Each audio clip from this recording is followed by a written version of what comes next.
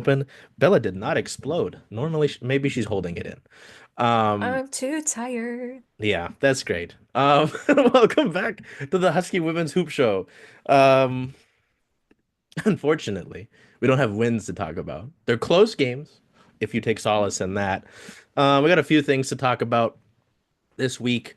It was nice to see some folks react really positively to this show. We had requests to do a show after the Oregon game, but this is more so meant to be like a weekly thing as opposed to a per game, which I mean, it would be cool, but it's just like if it was super mega popular, then yeah, maybe. Um, Washington continues to be in an interesting situation as we've got now 4 games left in the NCAA regular season. I don't know why I said it like that. I'm used to saying it like WNBA regular season, but it just feels wrong to say it like that.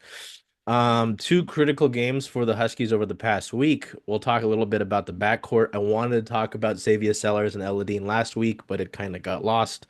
Dalayah Daniels has played a big impact, and despite what Kiki Iriafin's uh, response was to me, I want to talk about her versatility and importance. And then obviously we'll look at the remaining schedule for Washington as each game remains ever important, starting tomorrow, goodness gracious, against the Rutgers Scarlet Knights. So, first of all, we'll look at those last 2 games, Oregon and USC, a little bit of Pac-12 flavor for you. Oh gosh, as both Rowan and Bella know, this game really upset me. I just don't like Oregon in general. For just growing up in purple, going to the school, and then obviously how important this game was, right? You know, Oregon sat several spots above Washington in the Big Ten standings and still does, of course. And this was a critical game on the road. This was a tough. It came down to the last shot. Devin Coppinger got a pretty decent look. I think we all agree it was a pretty decent look. Um, from the mid range, couldn't get it to go. Xavier Sellers had fouled out of this one, so I'm sure you would have liked to see her get the shot. Foul trouble has been a discussion. I think we've all talked about it in here or with Tina. It was talked about in yesterday's weekly press conference with Coach Langley. Um, just, when you have, I don't think it's arguable. I think she's their best player this year, right? I don't think there's any debate with that. When you want your best player on the court, right? I mean, it was largely even if you look at the quarter by quarter breakdown. Washington leads by 1 after the first frame. They lead by 4 after the second. So you go into halftime feeling pretty good, right?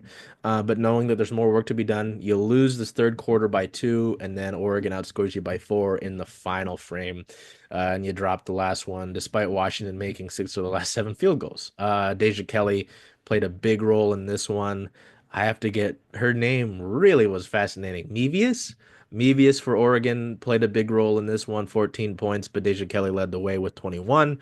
On the Washington side of things, Xavier Sellers 21 points, but obviously again fouled out, so that was a big factor. Dalayah Daniels 17, El Ladine 16, and outside of Hannah Steins' 7, it was really quiet in terms of scoring. Besides that, we'll pop into this quickly because then we'll talk about the USC game, which was bigger. Um, Bella, because you were texting me during this one, I want to hear your thoughts because this is a tough one. I mean, Oregon's not a bad team by any means, but Washington had this one per se, right? And then Rowan, I'd love to hear from you as well. Yeah, I mean, I think the reason it was so frustrating was because it was so close. Like the whole game, it didn't feel like the win was in the bag by any means, but it did feel like it was theirs to lose. Um, I think it's particularly a bummer when Xavier Sellers fouls out. If you look ahead a little bit at the USC game, when they were trying to get buckets at the end, it was Xavier faking and driving to the bucket or hitting a three. Like she is your shot maker. Not that other players can't, but I think, your number one choice, particularly if you're trying to hit a three. But it was frustrating because it was what we had talked about last week, where maybe they got some of the defensive stops, but then they needed a bucket and they couldn't get the bucket. And that's no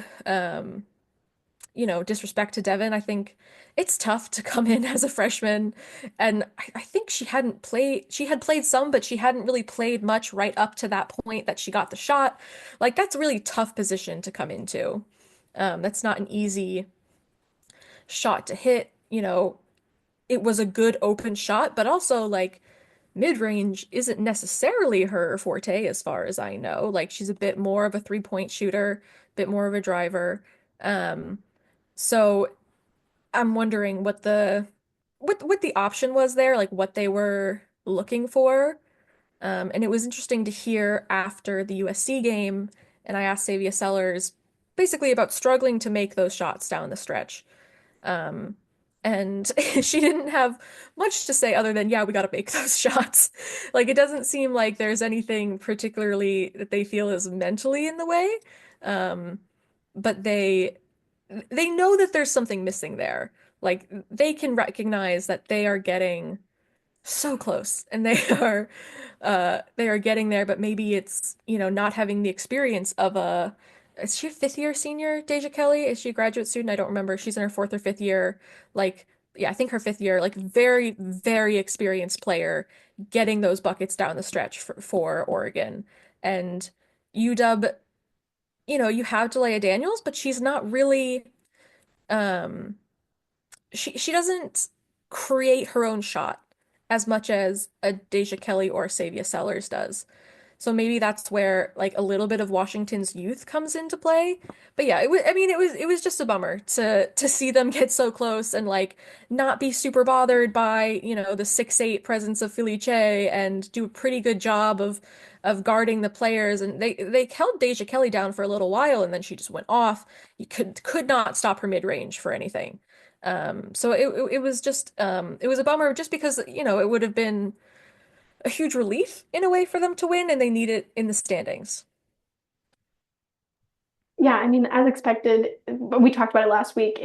We were expecting it to be close and competitive the whole time, but it's so hard because I'm like, the three of us have talked about this. Which is better, winning or losing a game by like 1 or 2 points to someone that you could actually beat, or losing by 1 or 2 points to a team that you're not supposed to beat. So, again, looking ahead to the USC game. But I mean, really with both games, everyone's mentioned before, the fouling is just a huge issue, and you keep ending up in these down to the wire games where, against Oregon, Sabia fouled out, Dalayah had three, and then USC both, again, looking ahead, we'll talk about it, but Sabia and Dalayah also, both fouled out. That's huge. Those are, arguably your two best players if you're talking about different positions. And yeah, with Oregon, I mean, it's that thing where when you're so close in the standings, especially, again, we've mentioned it before, in a conference that you need to win a certain amount of games to be able to even get into the conference tournament. And then I'm sure we're going to discuss this as well, but seeing that UW is on the radar of Charlie Creme Cream, who none of us know how to pronounce. These games are important, and I think a statement win, like we were talking about with a USC, a UCLA, is huge. But you're also not going to be looked at if you can't beat a middle of the conference team like Oregon, and so that just would have been a really helpful win that maybe not wouldn't have had a lot of eyes on them, but in the long run is would be huge. So we know that they play them in at home March 2nd, I believe. So that'll be a time where they really need to, pull that one out, because these next few, sorry, I keep going to all these things we're going to be talking about later.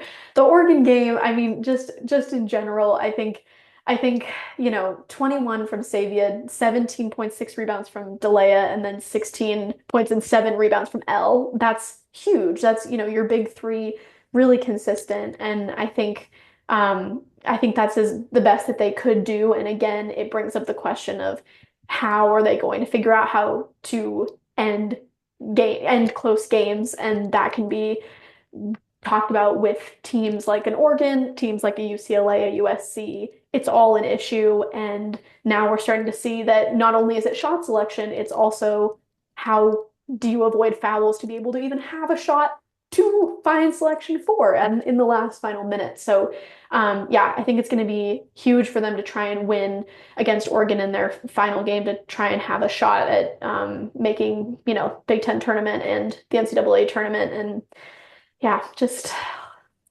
so many down to the wire games. It's getting our heart rate up. Like, It was funny. Yesterday we did our Storm roundtable after the Talisa Ray and Noel Quinn press conference, and Rowan kept like giving me lobs for the the next segment. So you're doing well at the segues, if that's your intent. okay, well, Um, yeah, no, I think you both bring up great points. Like just how close it was and the importance of taking care of business, essentially, is how I look at those games that aren't like the big heavyweights per se. It's taking care of business. And you got close, but you didn't seal the deal. Then that's all it's gonna, well, I don't know how the folks who decide who gets in look at things. I don't know if they just look at it as its own, just the result on paper, or if they look at how that game was played. Anyway, we'll talk about that more as mentioned with Charlie Cream, whatever, the I think bracketology fella. I think it's Cream because he works for ESPN and the ESPN announcers always say Cream. So We're gonna go with the cream guy. All right. Yeah, so that was tough. And then, going into the USC game, I think it's fair to say, without quoting what was said between us, that there was considerable doubt going into the USC game. And I don't think that's unreasonable, right? I mean, USC had been a strong team all year. Obviously, you look at Juju and Kiki, and they've got great recruiting classes. Like they're a top to bottom strong program, right? And they had come off beating UCLA, which is your number one team in the country. Um, Again, considerable doubt. I I don't think it's unfair to say that. And then we get into this game, and Washington holds the lead, as Bella pointed out to me as we left not Husky, Alaska Airlines Arena. Washington led for 27 minutes of this game, and I try to not get too high, too low, right?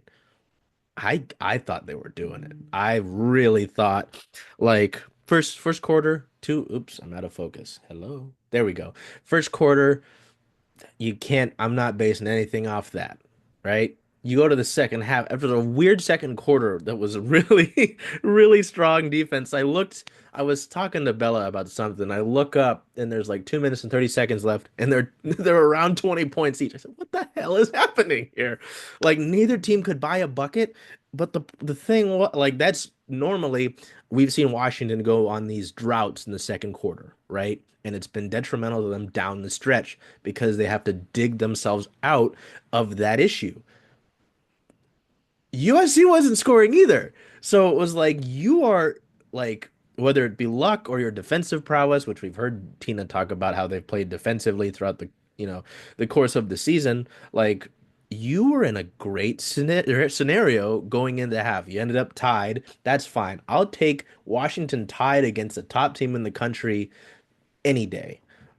Like the trends, I took screenshots of the trends going into the half. Washington missed their last four field goals. They'd made one of their last nine. They'd gone scoreless over the last 3:30 of the half. But USC hadn't made a field goal over the last 4 minutes and 37 seconds. So, things felt good basically until the fourth quarter, right? Even after the end of the third, like I tweeted about it, and then the gambling account got mad at me. I'm not going to talk about that. Um, except that you just did. Whatever, Bella. Um, I I'm was not going to like, talk about hey, it right after the I bring it up. Huskies have gotten themselves into these scenarios going into the final frame where they've been around with the best teams in the country and or teams who are really, really positive in the net ratings rankings in this country. I don't know why I say in this country. Um, can they do it now? Like this is your signature win, especially since we talked about it last week. I was like, I'm throwing myself the lob here to be able to, put down after the game. And then and then there were some big runs by some Trojan players and some interesting final looks towards the end of the game, and Washington wasn't able to hit them. And I mean, Savia had a really strong fourth quarter. I know she was, I think, around 20 points in the fourth quarter alone. Um, just wasn't enough. Even we talked about foul trouble, and I know Bella's ready to go. Um, He's both ready. Savia and Dalayah, I think, were right on the cusp of fouling out. So that was a worry too. I have the Um, timestamps if you need the times. oh no, I know Rowan's ready too. You guys are both ready. So as I kind of forgot in the essence of fairness yesterday, I went Christian twice in a row, first in a row, first twice in a row. Um, Rowan, bring out those timestamps. Sorry, Bella. Like But what if Okay. I have such a good point? No, go ahead. you both are gonna have great points. So that's like the whole reason we do the show. Um, this is it was a heartbreaker, It but was. yeah, go ahead. Well, I mean, first of all, honestly, I know we were talking after the Oregon game about doubting, but I honestly was kind of thinking, like, knowing the trend, I kind of knew this was going to be a good game, just knowing again that against teams that maybe they shouldn't struggle against, they struggle against, and against the teams that they should struggle against, they don't. So I was looking forward to this game thinking that it was going to be close and then, maybe they'd pull away at the end. But yeah, I mean, it really was a heartbreaker. It was just the energy and the arena was so good. Everyone, it felt like was hitting their shots in the beginning. It was just like great, great, great, great game. Um, I mean, I think my main thing that I had taking away from it is just, I mean, again, the fouling, but with the fouling, just subbing, like the time of substitutes. And, I think it's hard when we're talking about people that shouldn't have been in the game at at this time or should have been in the game in that time. And, we all understand different people have different days where they have their games. And, we've seen Tyra have some really great games and be able to defend some really key people. But I went through and looked at the timestamps and, Dalayah picked up her fourth foul with about, it said 2:56 to go and immediately was subbed out. And then and at that point, USC only had a 1 point lead. And then it was immediate and one for Kiki Iriafen. And then Tyra turned the ball over. And then it was a steal by Kiki to a fast break layup. And it just snowballed and snowballed and snowballed. And, I understand when you have a game that close, I'm sure maybe Tina Langley was thinking, let's save Dalayah for if we go into overtime, we'll need her then. But it's just so difficult. And, so then she subbed back in with 1 minute left when USC has a 5 point advantage. And now you're having to dig yourself out of that hole. And, we give Savia Sellers a lot of praise and as she should, as we should. But I also think that, Dalayah has really, I feel like been very underrated in the way that she has been able to score and defend, some of the top people in the country. You're on Kiki Iriafen, and yes, yesterday I did say that I think I have a suspicion of who the Storm's third round pick is going to be. We'll see. We'll see. Anyway, and I just think in a moment like that, it's really risky to take her out. Yes, she had four, but you're so close to beating this big team. I think I would have just said, let's go with it. Please be careful. But that honestly to me is what feels like it lost the game for them is just, a substitution when Dalayah was doing so well. So anyway, that's, we'll see if any of that changes in the future. But I mean, that's huge to be kind of nervous about what's happening with Savia and Dalayah at the same time, and having to kind of figure out if you keep them in or not. So, Savia, again, with the Savia Sellers praise, she, hit a three to, get them back in the realm of being able to win with a few seconds left. But overall, I mean, I just think that the whole game was defensively great until the end. And I know that, it was asked in presser, what is the problem? Why is the end of game execution just not working? And of course, you can't point to one thing, but I think that it felt like I noticed in the third, fourth quarter, El Ladine being a little bit like she was always the one that was kind of having to recover from, some defense not some coverage not working, and I think it was just defense got a little sloppy, so then that leads to more fouls, and then you just don't have a chance to finish it at the end. And to your point, one last thing, to your point about Devin Coppinger too, I know we've talked about, who should be in that starting lineup spot. I know we've talked about Chloe Briggs, Devin Coppinger, and not even about the starting spot, just having people. I think bench points has been a big problem recently.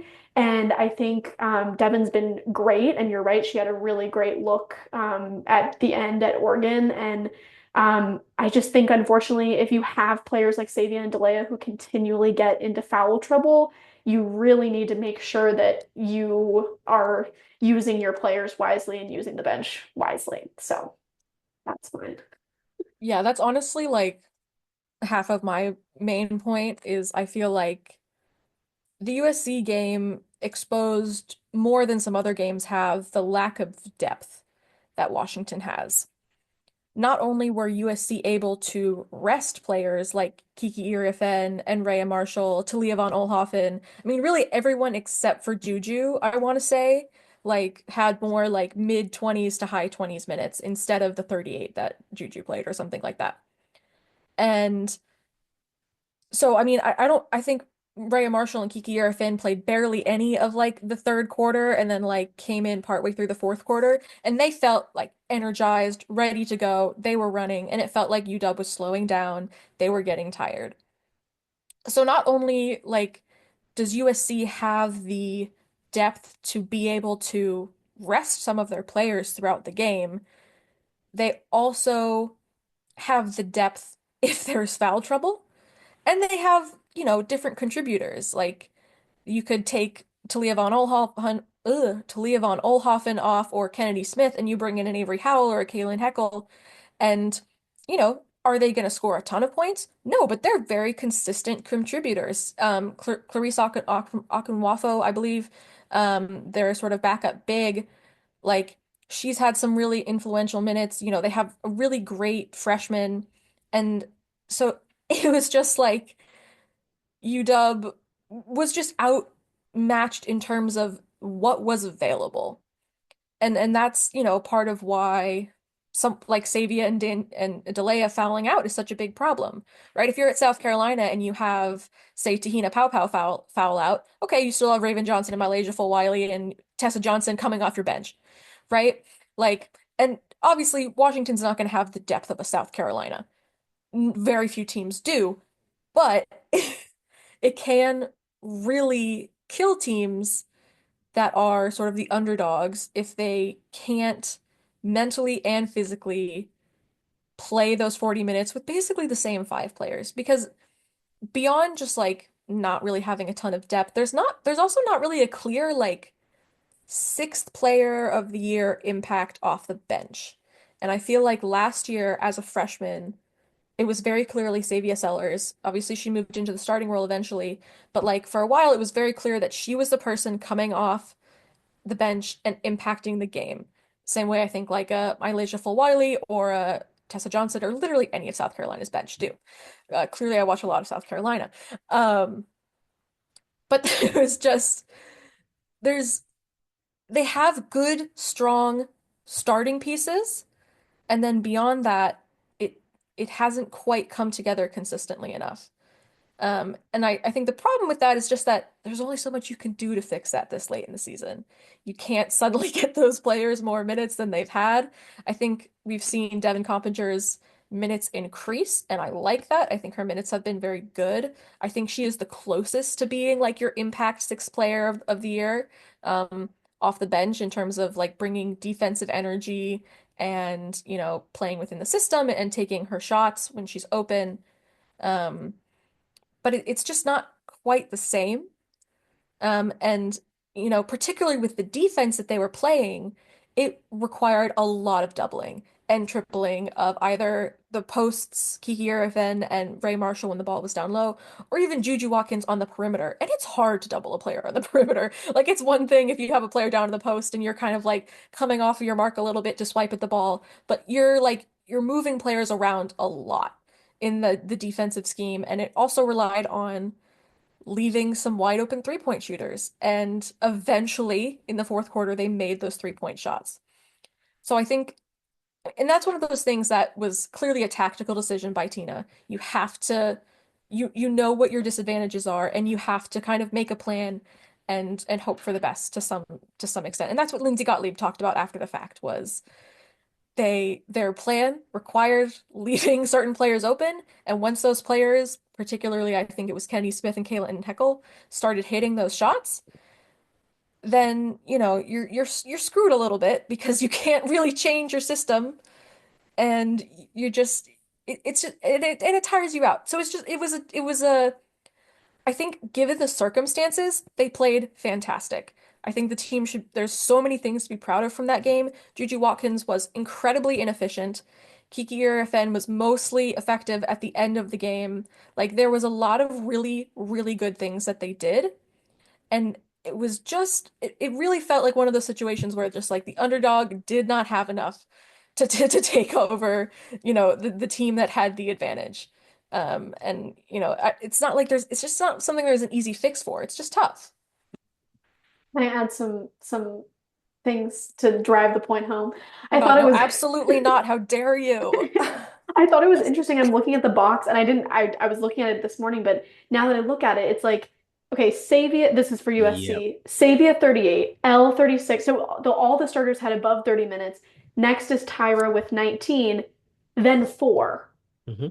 for Devin Coppinger, and then 0+ for Tegan Brown, which basically means she was in for, seconds. But that's just so fascinating to see it so clear starters and then, throwing Tyra in there. I mean, again, Dalayah has, and again, I hate to ever say anything like this because it's really hard to say anything negative about any player. I always feel bad, but it's kind of difficult because Dalayah is kind of taking all of the post responsibility defensively. And the issue is that I think Tyra's had some really great looks defensively, and done a really good job on some players, but the issue is that she can't convert offensively.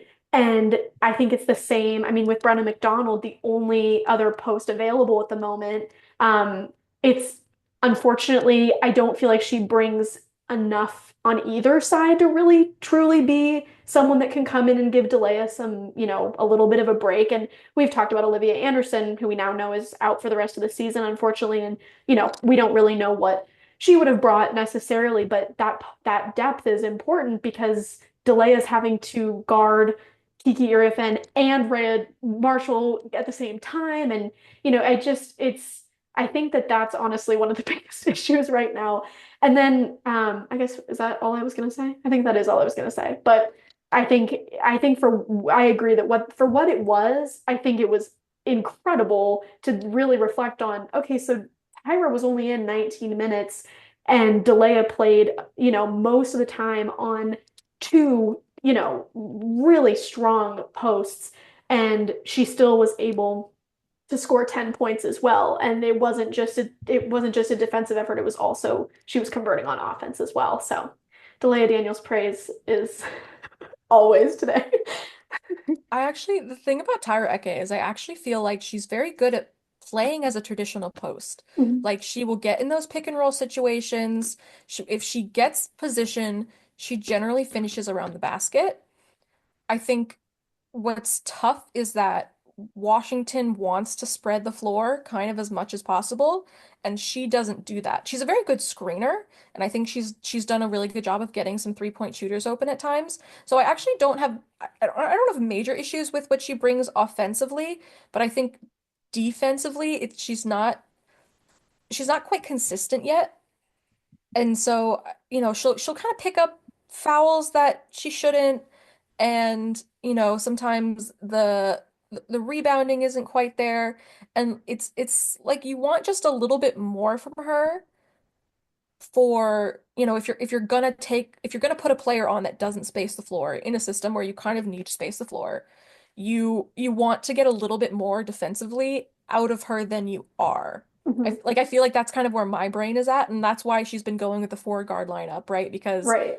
Dalayah can help space the floor and she can play as a traditional post and she's good defensively and you're not really I think in a lot of cases Tina Langley thinks that you're not losing as much defensively if you have four guards because you can sort of switch around and you can sort of blitz and whatever.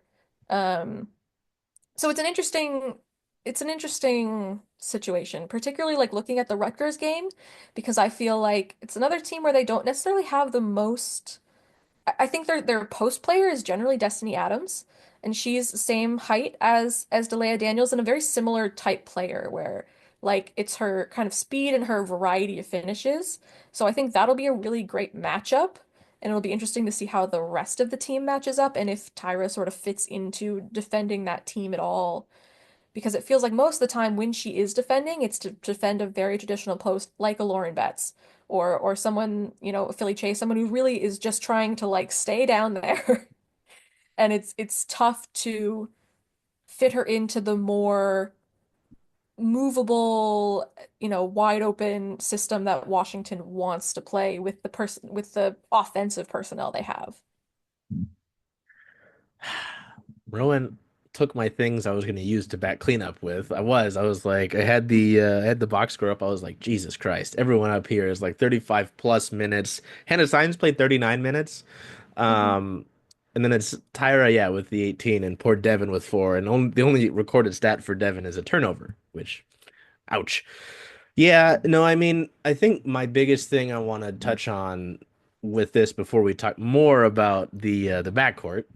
Um, is just like what I talked about last week, and we all talked about it, um, was the worry about your non-guards going forward.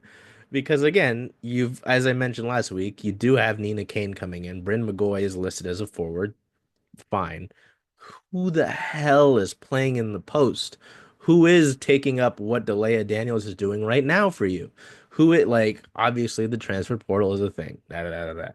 But like and you will get Olivia Anderson back next year. I don't know what. I remember there was the last question of the presser. I was like, "Oh, hey, Olivia Anderson, where is she?" She goes, "Oh, she's out for the season." I said, "Shit." I was like, "That was not what I was hoping to hear." I mean, 6'6", that's like one of your bigger players at that point, right?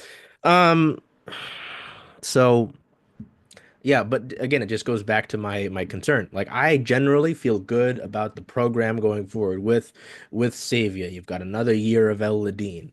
Devin Coppinger will learn a lot from the minutes that she's gotten this season as they've progressed. Chloe Briggs and Tegan Brown aren't old. Like they hopefully can take jumps for you, right? And then that recruiting class was a really strong recruiting class that's coming in next year. Whether it is Bryn McGoy, Sienna Harvey, Bryn Martin, Nina Kane, da da da da da. Like, but the paint is very concerning for me, especially when you've got a team like USC that has like anytime you're gonna play a team that has size, right? Like who what are we gonna do? So yeah, that was just I mean, it was really kind of emphasized in that game, at least in my opinion. So because again, generally otherwise, I feel good about it. Like the program as a whole. We'll talk about the backcourt. Yeah, like that, and I talked about Eladine last week. What she can bring. She's obviously been, I think, one of your second leading scorers all season consistently. Just maybe a little tinge more than Dalayah, right? Because Dalayah is doing other things in terms of stuffing the stat sheet. And I mean, we've talked about whether it's this show last week or all of us generally consistently throughout this year. And I've heard Bella talk about it last season because she was on this beat already, was Savia Sellers. Like we've talked about Savia Sellers all year. We've talked to Tina about her. Like, and I mean, it's for good reason. She's been your best player. She's been incredibly efficient. The little guard that could, uh, you know, but then I mean, I asked Tina yesterday during the presser, like, okay. That's fair. Uh, about how having L, like there are so many times where, Savia hit a shot, L will hit a shot, or one of them will make a defensive play, and you see them both immediately going to basically give each other, props for that. Like, so I just wanted to ask a little bit about that relationship.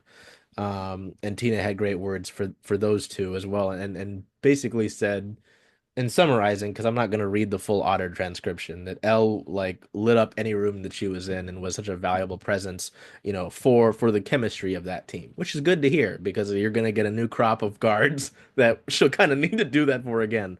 Um, and obviously the backcourt goes beyond Elle and Savia. I know there's other praise to dole out here as well, with Hannah Steins, who, in talking to someone with the team, I referred to her as the glue, because I mean Hannah Steins provides some pretty valuable minutes. And has I mean I think it was Bella who asked in last game's presser that, uh, since her 28 point game, 28, okay, 28 point game, a career high, has really been consistently strong shooting the basketball. So Bella, I'm gonna throw that lob to you, and then Rowan, backcourt wise, I want to hear from you as well, just with Washington's backcourt this season, which, as I just got done talking about my worry for the front court, has obviously been their big strength this year.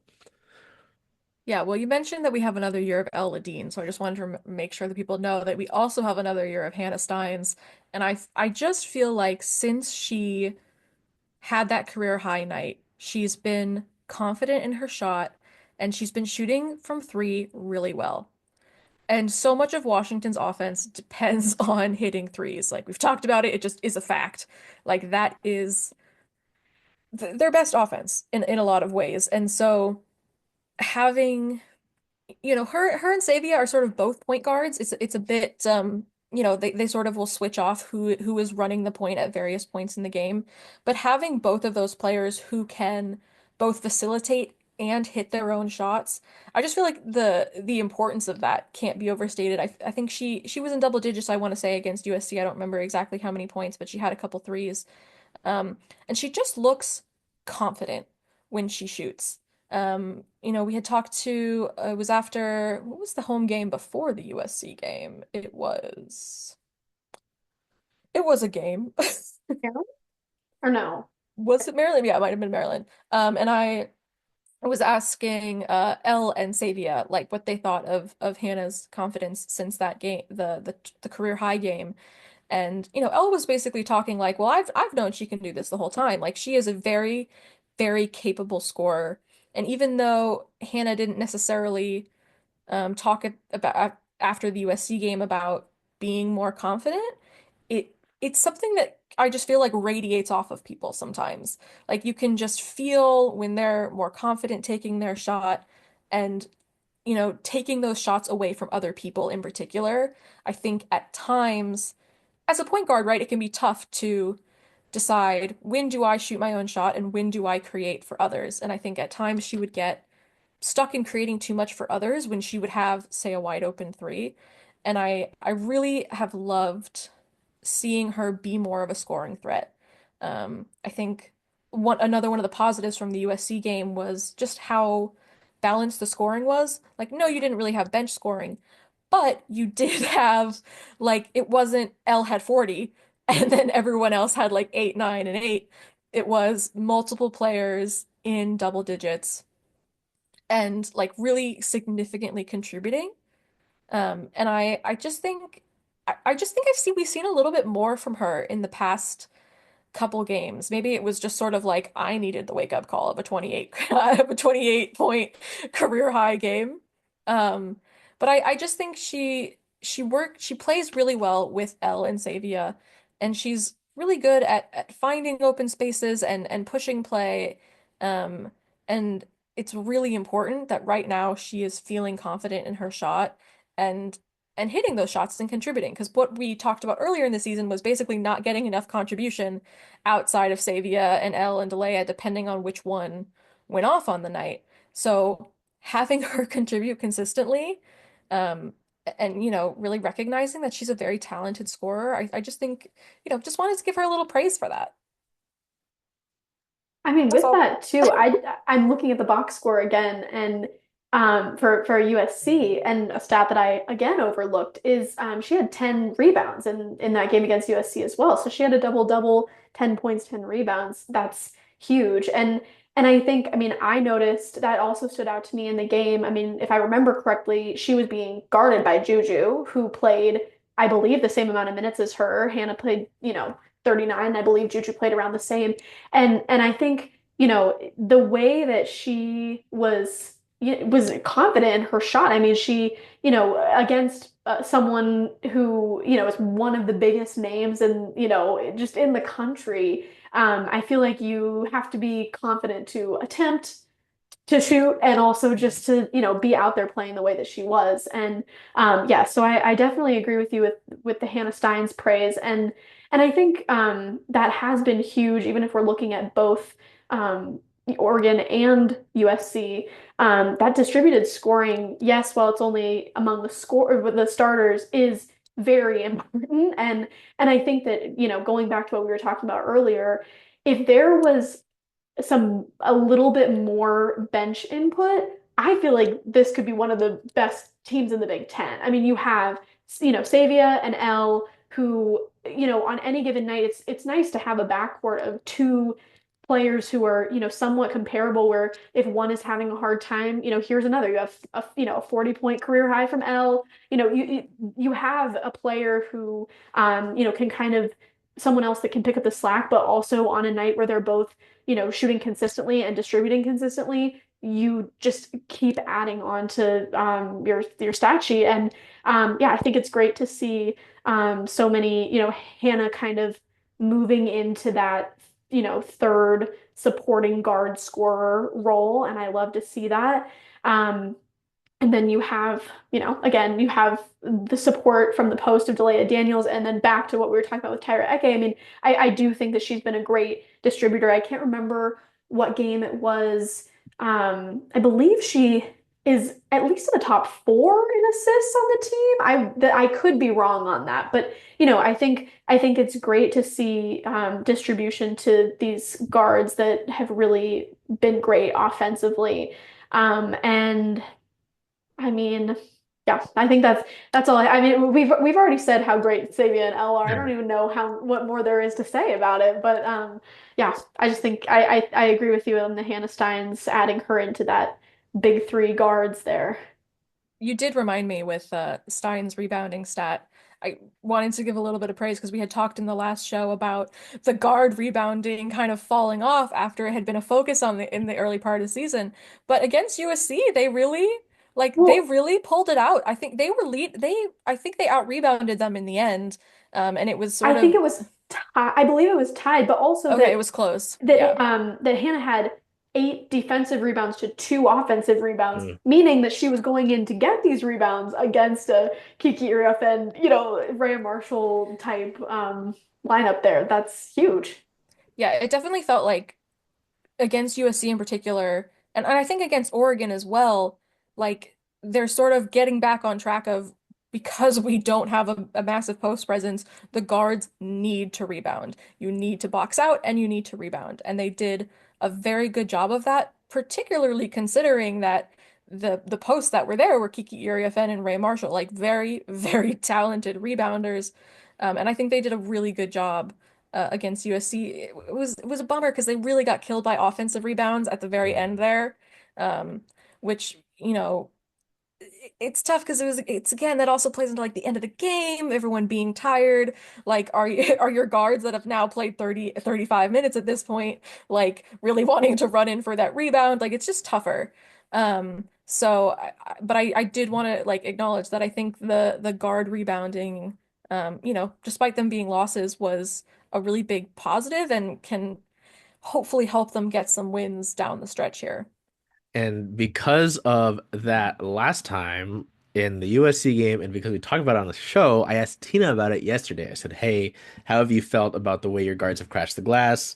She was very excited about it, but really thought that she said that they wanted to be better at it in the USC game, and they appreciated. She obviously highlighted Hannah for the double double there. That's nice. But yeah, it was nice to see her kind of talk about that, and that's something that they've worked on in practice. Um, you know, so that was she mentioned Chloe Briggs too as a rebounder, and I was like, oh, okay. Oh yeah, and she said I Savia think got a I board too every now and then, which makes us laugh. And then she goes, "I'm kidding." And I'm like, "Oh my, okay, Tina, a little bit of humor." I Um, think Chloe Briggs had 6 or 7 Yeah, rebounds. she had six. And oh, it that's is true that she's one of fascinating. those people that you see kind of that you want to see and you have seen her just like, kind of wiggling her way in there in a way that that effort is something that we were talking about has been lacking. And so, yeah, props to Chloe Briggs.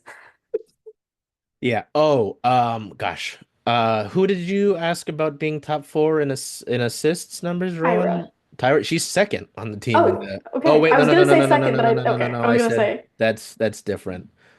okay. We'll Averages. see. Sorry, I was looking at rebounds. I was like, wow, Tyra's great.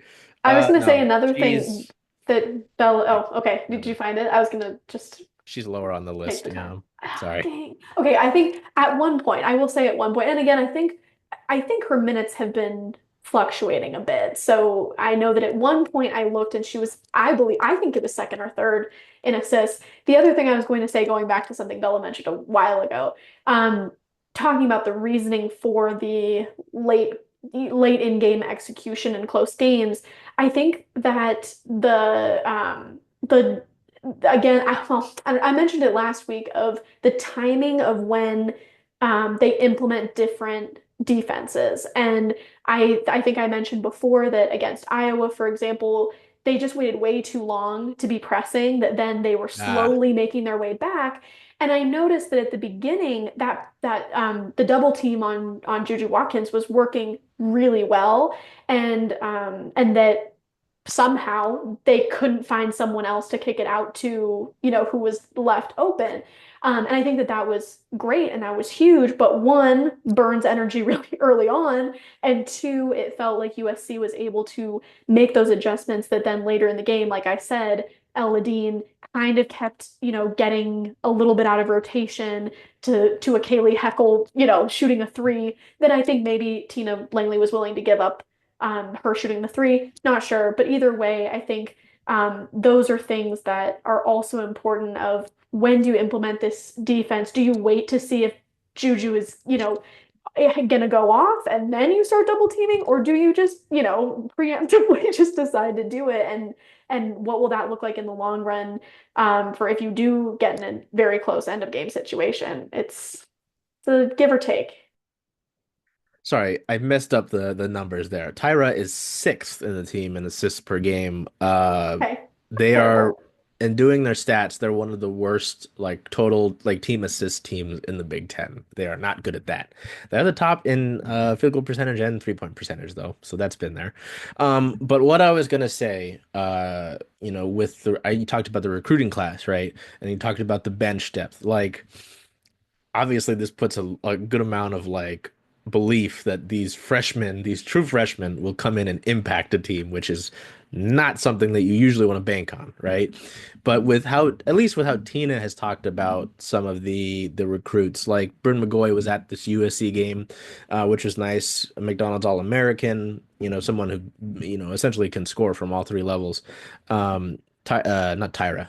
Tyra was not talking about her. Tina was saying talked about her professionalism and her mind for the game, and I'm like, hey, if Bryn can come in and do something similar to maybe what Devin has done, that gives you another option off the bench. It gives you a little bit of a breather, right, for a Savia, for an L.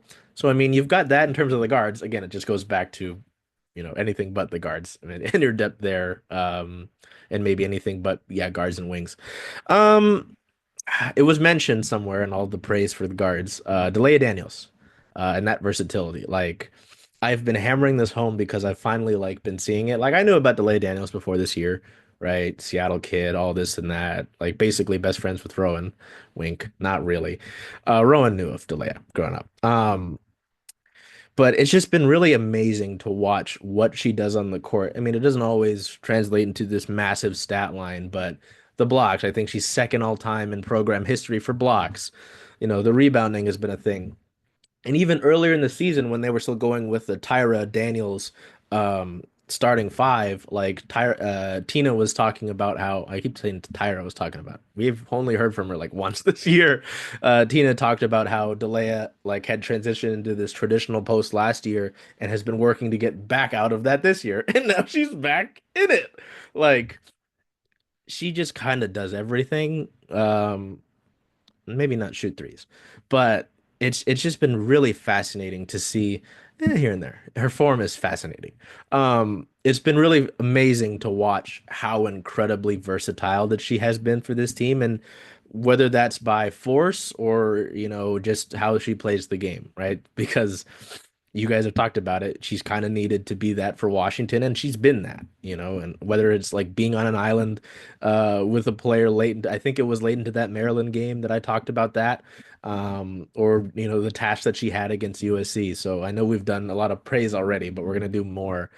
Um, Gosh, who did I start with last time? Was it Bella that I started with last time? I'm getting old.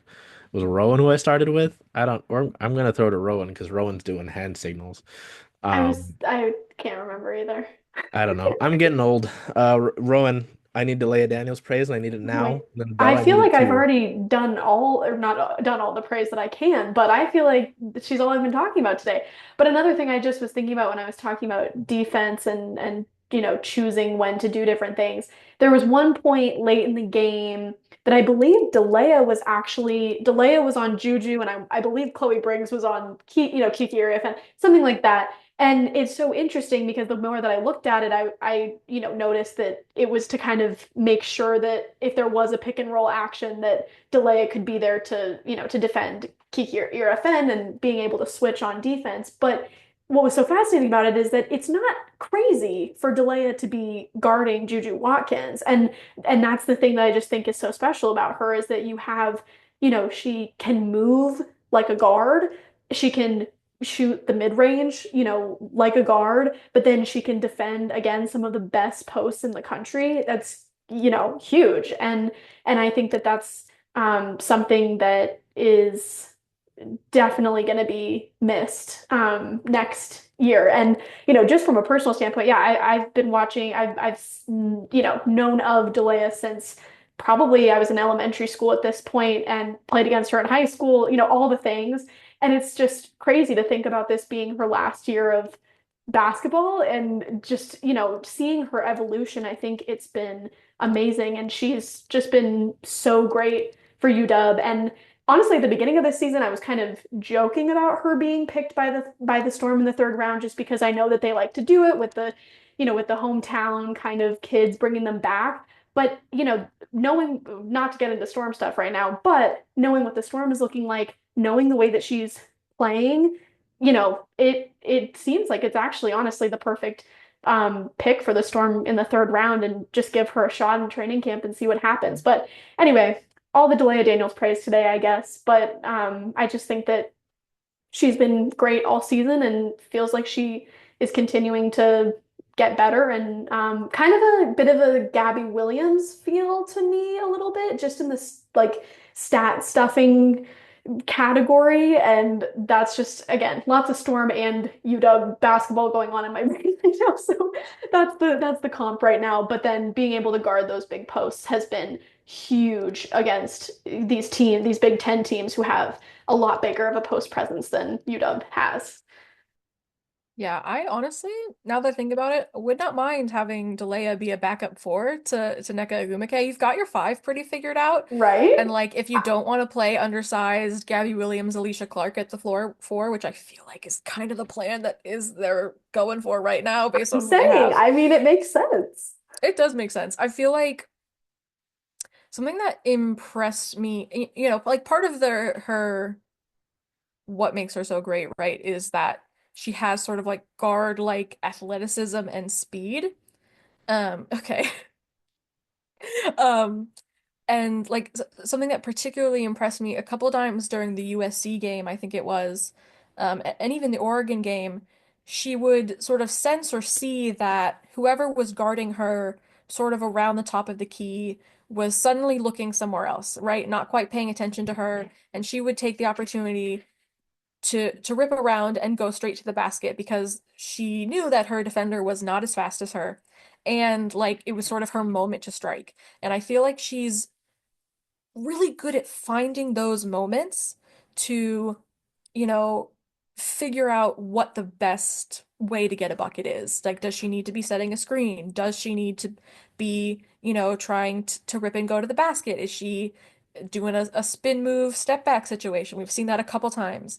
Um, like she just has a variety. And I think there are, times a little earlier in the season where we'd see her maybe try and force something that wasn't, she wanted to do a specific move and it just wasn't the time for it. And as the season has gone on, she's really recognized, what the defense is doing and what is then available to her. And I think it's made her very efficient. First of all, I mean, it's just, if you get the best shot available, then you have a better shot. You have a better shot of making it. And I just think that sort of IQ is not always like obviously visible. Um, in addition to like the good shooting and the good defense. She's really great at playing physical. Like there are those sorts of things that you can see, and then there are some things where I just feel like her decision making is a bit underrated, to be honest. I think you know, she's she's not taking as many of the threes as she was earlier in the season. I think she was maybe a little too eager to shoot them at one point. It's like it's a flat three, but she can hit it, right? And that's again like you want that floor spacing, and so I just think I really have loved seeing her decision making and her ability to use her own skill set, like know what she is best at and know when the things that she are best at is things she is best at, grammar. Things she is best at when they are most effective to use. And I think that's, where you could see her becoming a pro is that, that smart playing of, playing to your strengths at the right times and because you could say like, oh, okay, I'm being guarded by 6'8" Philly Che. Like, I'm not gonna go and like try and get a layup. But at times, Che gets distracted and is looking the other way, and you go and she can't catch up. And she was so good at recognizing those kinds of moments. And the part of the problem is that they don't all those moments don't always happen. But I think she's been really great about that, and I think she'll only get better, to be honest. I mean, that's what she's done her whole career, and it's also just it's lovely seeing her. She's talked about how it was like completely the right decision for her to come finish her career in Seattle. She did a video about getting her dad courtside seats for the entire season to watch her senior season. He's there every game. It's so Like sweet. it's so sweet. And so I just think I think she's a wonderful part of the program.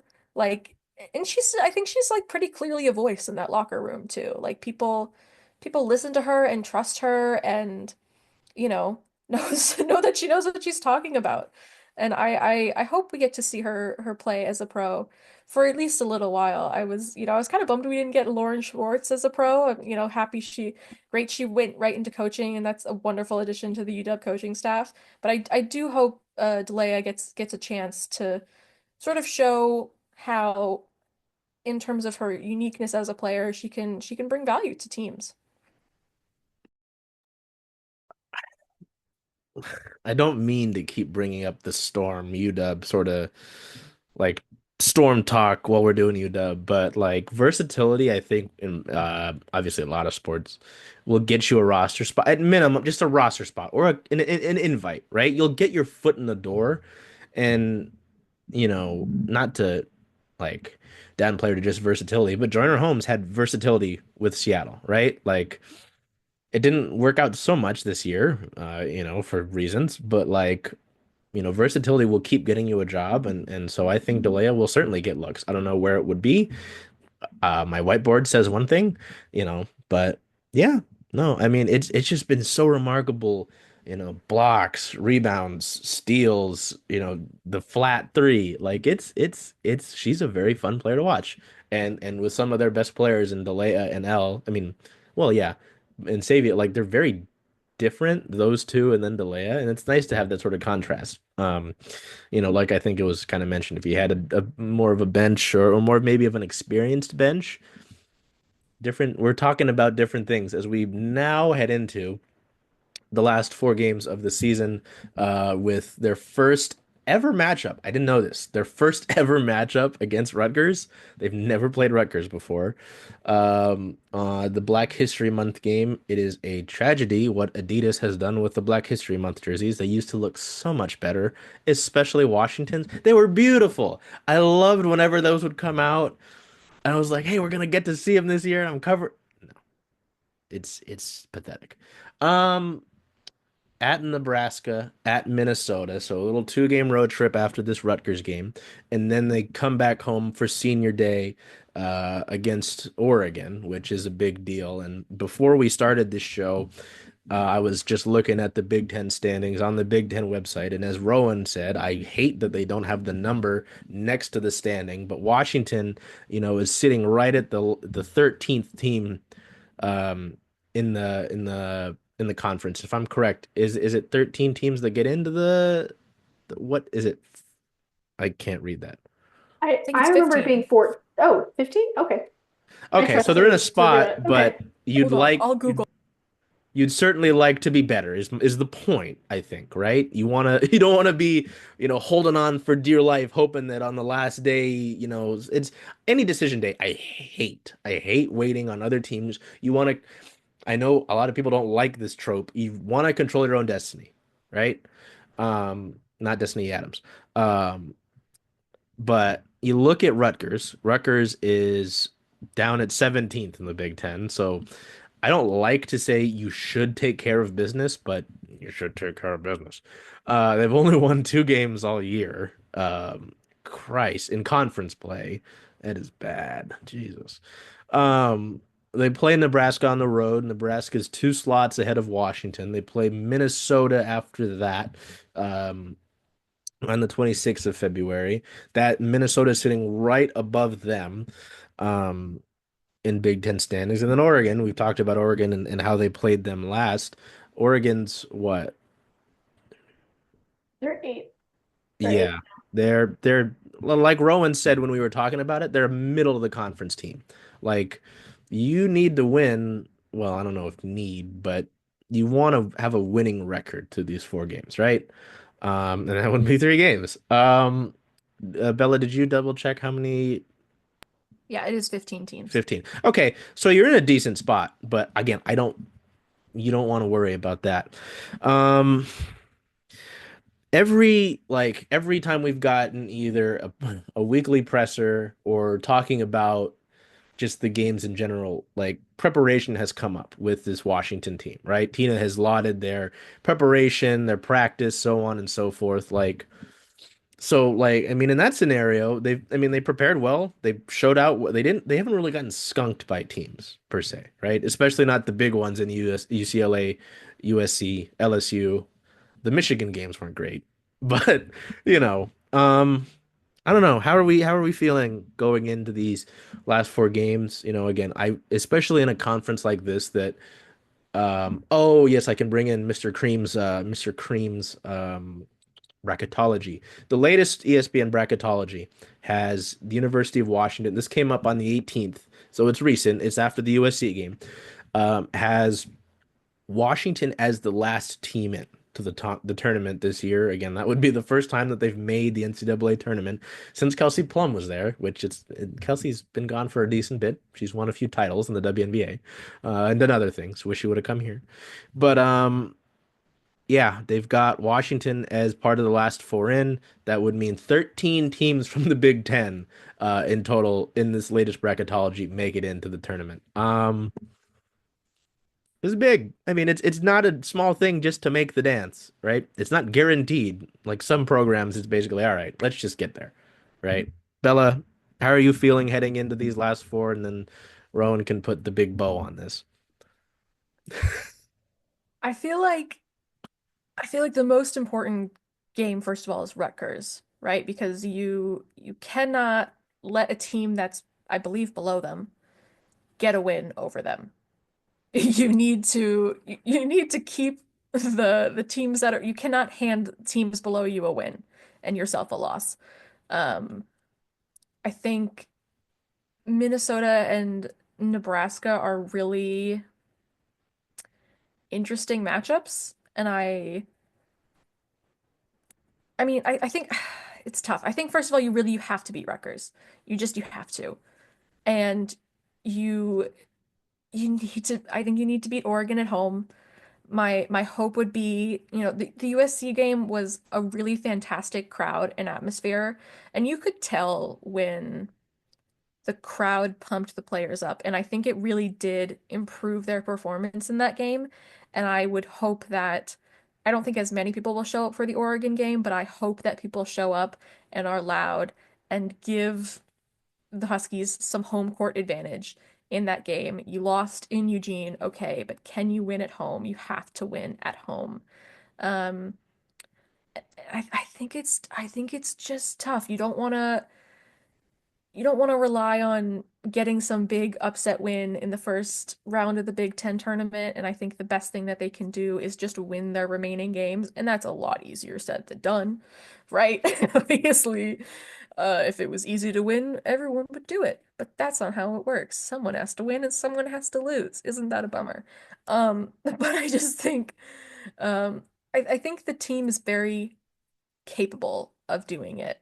I think the close games have showed that, and I hope that the kind of performances they put in against a USC and a UCLA is what we see against these middle of the conference teams, and that they show that they can beat them consistently, because I really do think they can. They have the talent, they have the tactics, and even if they lose in the very first round of the tournament, I think it would be a major stepping stone for this program under Tina Langley in particular to finally return to the tournament and, say, okay, maybe we're not all the way there yet, but we are building and we are close.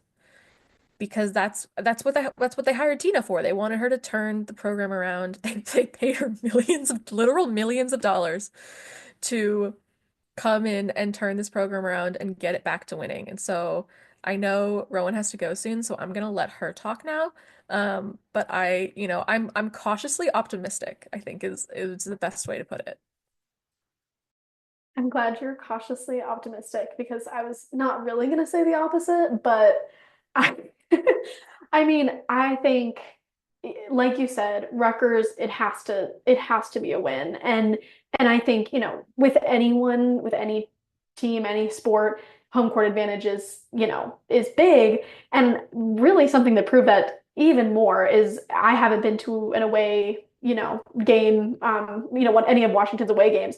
But the Iowa game did feel like an away game in a weird way. The three of us have talked about it. If you did not know, if you were not in the arena, you would not have even be able to comprehend that it felt like there were more Iowa fans inside UW's arena than UW fans. It was ridiculous. It was louder when Iowa scored than it was when UW scored. I will never get over that. So saying, that to say that I think that was a huge reason for why they lost that game. It just was kind of a nightmare. So I think, having the home court advantage against Rutgers hopefully will be enough. Not only is their record enough to hopefully secure a win, and then with Oregon, I feel pretty optimistic about it. I think the way that, Oregon's eighth at this point, but they just played UW a few days ago when we were previewing it last week. They've played similarly with every other team in the conference that UW has. So I'm not too concerned. I'm hoping that home court advantage can put them over the edge a little bit.